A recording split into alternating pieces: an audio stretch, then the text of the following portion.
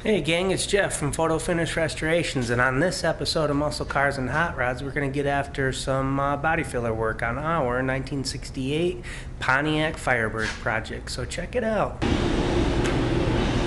Push it down tight and make it neat. Now, remove the tape.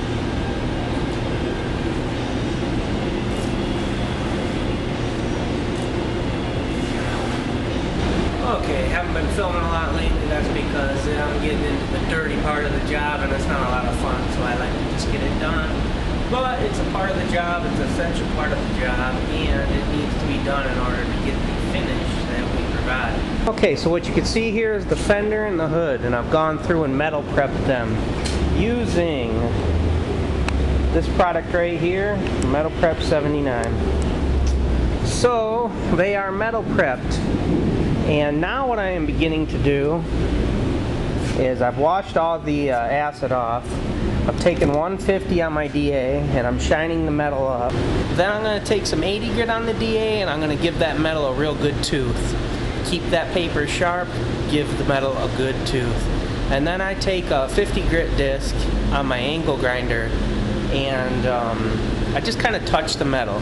I wouldn't do this if I had epoxied and primered the car like I would normally do, but seems how we're skipping the step of sealing the car and just going straight ahead with our body work, I'll go ahead and just touch that metal with some 50. I don't want to get after it, I don't want to destroy the panel, I just want to give that metal a little bit of tooth. You can see here on the left fender as I've gone through and I've wiped the entire panel with the body filler, the plastic filler.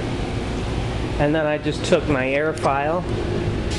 This is the tool right here that you want to use. I've tried the Viking, I've tried the Ingersoll Rand. They're not bad for the money, but they just don't last. I've had this thing for a good 6 years and it's still rocking like the first day I bought it. So we take the air file and we air file the heck out of it. You can see how there's barely any filler left on this, but that panel right there is now straighter than it was when it was brand new. Let's see, we're using a new plastic filler, seems to be working real good. It sands just awesome, and this is the product, US Chemicals Elite Gold. Sets up pretty good, and like I said, it just sands beautifully. Like I said, we're taking the 150, we're shining that metal up, we're cleaning it up nice. We're going to hit it with a little 80 grit and then some 50 on our angle grinder to give that metal a little tooth. Okay, we've got our 80 grit, we're about to give the metal a tooth. People seem to be real concerned with showing safety. Let's see, we got the glasses, we got the protection.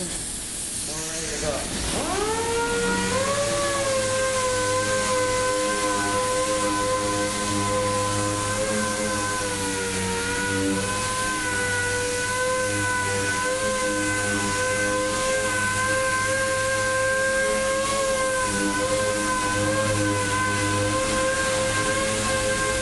Just kiss the metal, don't go getting after it. I don't like seeing people destroy a panel. I just want to give it a little tooth for the Bondo to stick to.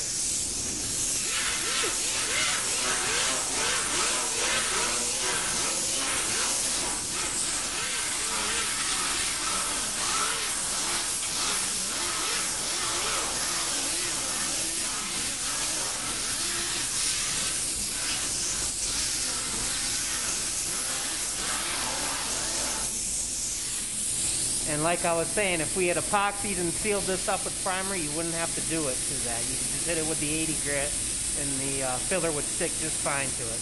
Let's go mix up some filler. But first we'll blow this panel off and wipe it down, get all the wax and grease off it, and then let our solvent completely dry. Okay, here's the product. It likes a 40 to 80 grit scratch, that's why we use the angle grinder with the 50.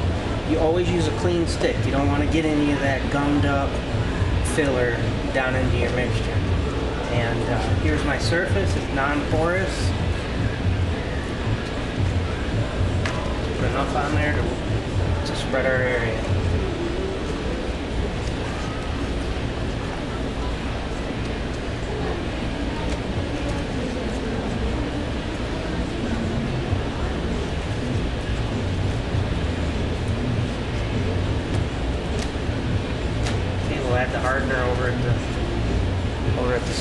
last thing, I always like to let it, to help it settle, so that you have one good set surface. You don't end up with a bunch of air-dried Bondo screwing up future mixtures. Okay, our area's all cleaned off and ready to go. We add our hardener. Mix it up good.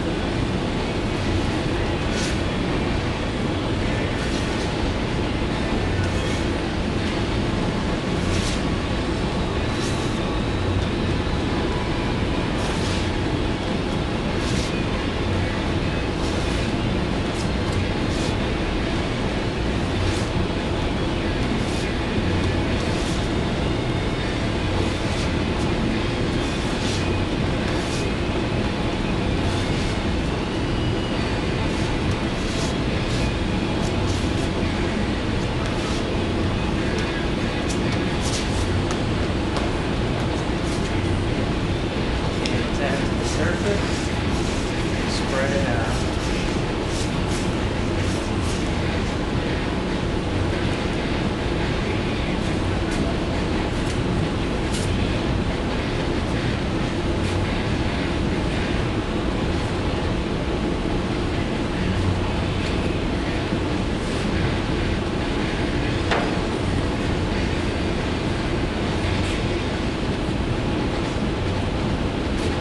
Now you want to get enough on the panel so that you can fill all your little waves and dings. But you don't want to have so much on there that you're spending all day just sanding it back off. So when we kind of get it loosely all over the areas we want to cover.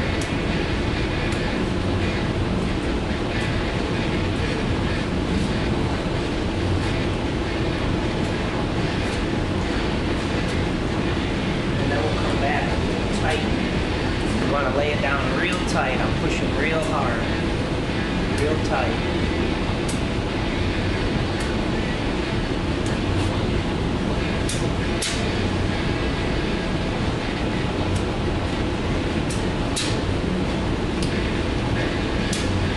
Kind of follow the contours you got to work with.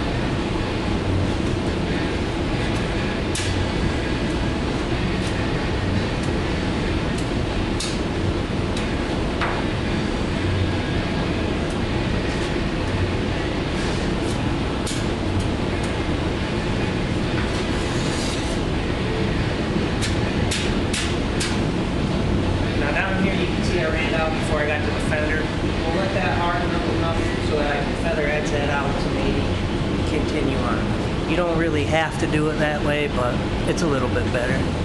You won't end up with a little gap of pinholes on the edge. The non-porous surface is very important. Let's see, I'll go clean this up. When this settles up, I'll show you how to sand it. Okay, like I said, this is the sander I use. It's a very good sander. Nice even strokes, and it lasts for a long time. I got a sheet of 80 grit sandpaper on there, very aggressive sandpaper, and we're gonna get after it. Got your mask on, your glasses on. Generally I wear a pair of rubber gloves. I don't have any with me right now.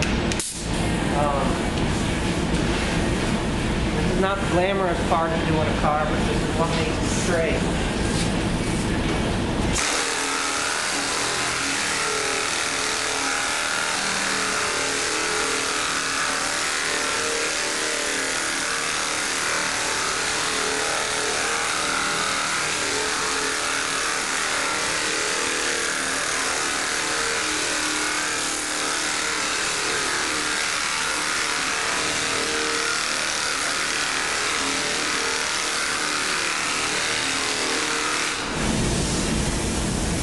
Okay, it's going to take a while. I'll give you a quick shot as we get a little further along. Okay, now you can see that we're getting down to where it's pretty thin. Let me just grab the camera real quick and show you. Okay, yeah, now you can see that we're getting down to where it's really thin.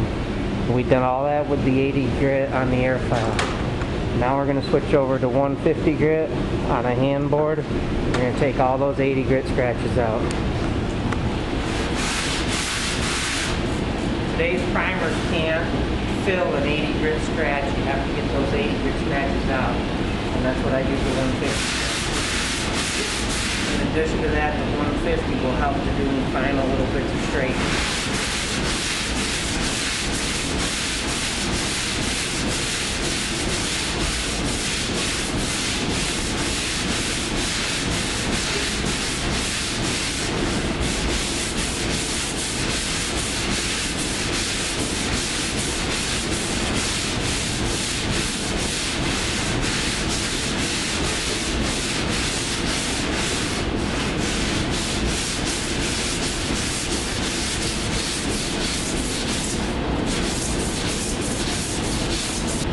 Okay, now it takes quite a bit of time to do something, and let me tell you, this is not the glamorous part of doing these restorations, but it's a necessity.